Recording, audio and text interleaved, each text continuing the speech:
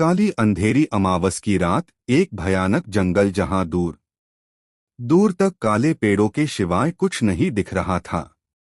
चारों तरफ जानवरों के रोने की आवाज आ रही थी। आसमान में चौंद का कुछ पता नहीं था। हवा इतनी तेज थी कि लग रहा था तूफान आने वाला है। एक लड़की अकेले उस जंगल में चल रही थी। उसके हाथ में एक मशाल थी।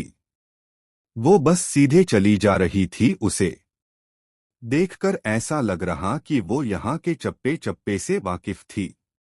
उस लड़की को देखकर ऐसा लग रहा था मानो कोई अदृश्य ताकत उसे अपनी तरफ बुला रही हो और वो सम्मोहित होकर उसके पीछे खिंची चली जा रही थी। उसकी उम्र 18 साल की होगी। बड़ी बड़ी कंजी आंखें, भूरे बाल और दूध जैसा सफेद चेहरा। इतने अंधेरे में भी उस लड़की का चेहरा साफ दिखाई दे रहा था। कुछ दूर आगे चलने के बाद उस लड़की ने मशाल वही एक पेड़ पर गाड़ दी और उसी पेड़ के नीचे बैठ उस जगह को साफ करने लगी। उस जगह को साफ करने के बाद अपने पास से एक खोदने का औजार निकाला और उस जगह खुदाई करने लगी। काफी देर तक खुदाई करने के पश्चात उसके हाथ कुछ लगा, एक कलश जैसा। उसने उस कलश को बाहर निकाला। कुछ देर तक उसे ध्यान से देखने के बाद उसने उस कलश में बंधे धागे के खोल उसका कपड़ा हटा दिया और उस कलश की राख को वही जमीन पर पलट दिया। उसके कुछ क्षण बाद ही उस जगह एक बवंडर सा उठने लगा। कुछ 5 मिनट तक बवंडर में सिवाय वहां कुछ दिख ही नहीं रहा था। 5 मिनट बाद उस जगह एक आकृति दिखाई दी, किसी औरत की आकृति। ये चेहरा कुछ जाना पहचाना सा लग रहा था। वो लड़की अभी भी वहीं पर खड़ी थी और बड़े ध्यान से उस औरत को देख रही थी। फिर वो औरत उस लड़की के पास आई और बोली, जानती है तू ये कौन है? ये तेरी बेटी है अवनी, और इसने मुझे आजाद कर दिया। अब मैं लौट आई हूं। तुम सबकी मौत बनकर अब मरोगे तुम सब। पहले मैं तुम्हारी बेटी को ही मारूंगी। और उसने अपने पास से एक चाकू निकालकर उस लड़की के पेट में मार दिया। नहीं नहीं, ऐसा नहीं हो सकता। वो वापस नहीं आ सकती। अवनी चिल्लाते हुए जग गई, जो शायद सपना देख रही थी। क्या हुआ अवनी? तुमने कोई बुरा सपना देखा क्या? सुमित, जो अवनी के बगल में सोया था, ने पूछा। हाँ सुमित, वो लौट आई है। वो हम सबको मार डालेगी। अवनी डरते हुए बोली। कौन लौट आया है? तुम इतनी डरी हुई क्यों हो? सुमित ने पूछा। वो पिशाचिनी लौट आई। गारी अर्पिता ने आजाद कर दिया है। वो फिर डर। अरे अर्पिता तो अपने कमरे में सो रही होगी।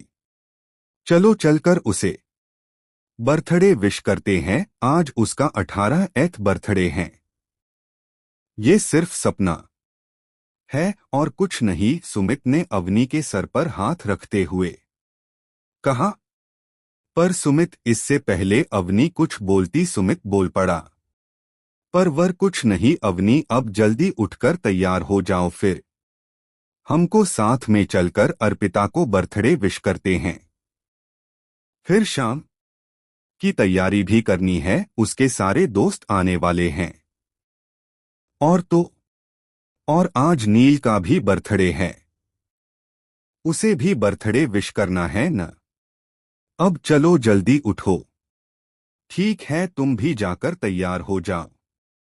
बाथरूम में चली गई अवनी बोली। और नील ऋषि और सुनैना का बेटा था, यानी अर्पिता का चचेरा भाई।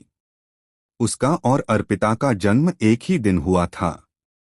नील 2 घंटे बड़ा था। सब साथ ही रहते थे। आज उन दोनों का ही बर्थडे था। सारे घर में उनके बर्थडे के तैयारी चल रही थी। अर्पिता और नील के कॉलेज दोस्त भी शाम को आने वाले थे और साथ ही उनकी बुआरियां भी अमेरिका से आने वाली थी। रिया 10 साल बाद वरुण और अपनी बेटी तान्या के साथ इंडिया आ रही थी। तान्या भी अर्पिता के हमउम्र थी और अब वो भी अर्पिता और नील के साथ उनके कॉलेज में एक्स पढ़ने वाली थी। अवनी और सुमित जल्दी से तैयार होकर अर्पिता के रूम में पहुंचे और उन्होंने अर्पिता के सर पर बैलून फोड़ दिया जिससे उसकी नींद खुल गई। हैप्पी बर्थडे बेटा, मेरा बच्चा इतना बड़ा हो गया, सुमित ने उसे प्यार करते हुए कहा। थैंक यू पापा, आपने मुझे सबसे पहले विश किया। ये मम्मा हर बार आपसे हार जाती है, अर्पिता सुमित के गले लगती हुई बोली। वेरी वेरी हैप्पी बर्थडे अर्पू, मैं जानबूझकर हारती हूं ताकि तुम्हारे पापा जीत जाए, अवनी उसे अपने गले लगाते हुए बोली। नहीं, आप भूल जाती हो, हर बार पापा ही आपको याद दिलाते हैं।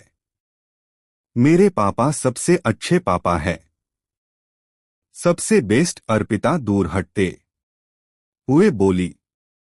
हाँ हाँ, तू तो है ही पापा की चमची।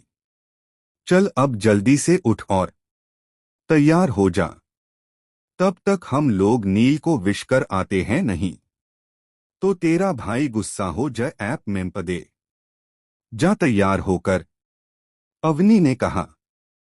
अर्पिता उठकर बाथरूम में चली गई। सुमित और अवनी नील के रूम की तरफ चले गए। तब तक दूसरी तरफ से ऋषि और सुनैना भी आ गए नील के रूम में। फिर सबने एक साथ मिलकर नील को जगाया और उसे भी बर्थडे विश किया। हैप्पी बर्थडे नील बेटा, अवनी ने कहा। थैंक यू बड़ी माँ, यू आर माई बेस्ट मम्मा। आप हर बार मुझे सबसे पहले विश करती हो, नील अवनी के गले लगते हुए बोला। हाँ लाडला जो है अवनी का। अर्पिता को कभी ये पहले विश नहीं करती और तुझे हर बार विश करती है। वैसे हैप्पी बर्थडे नील, सुमित ने अवनी को चिढ़ाते हुए कहा। थैंक यू बड़े पापा, आप भी बहुत अच्छे हो, नील सुमित के गले लगा। हैप्पी बर्थडे बेटा, ऋषि और सुनैना दोनों एक साथ बोले। ये देखो, यहां तो पहले और बाद का सिस्टम ही नहीं है। ये लोग हर बार साथ ही बोलते हैं, नील ने कहा। हाँ, ताकि तू ये न कह सके कि पापा आपने बाद में या मम्मा आपने बाद में विश किया, ऋषि ने नील को गले लगाते हुए कहा। ठीक है, अब जल्दी से उठ जा और तैयार होकर अपनी लाडली बहन को विश कर आ, वरना वो पूरा घर सर पर उठा लेगी। हम लोग तो बच जाएंगे, तेरा पता नहीं, सुनैना ने कहा। ठीक है छोटी माँ, जाता है कहकर नील तैयार होने चला जाता है।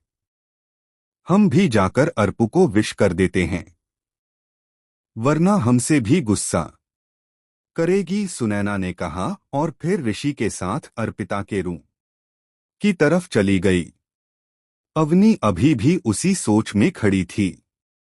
तभी सुमित ने उसके पीछे से हाथ रखा। चले, बहुत तैयारी करनी है।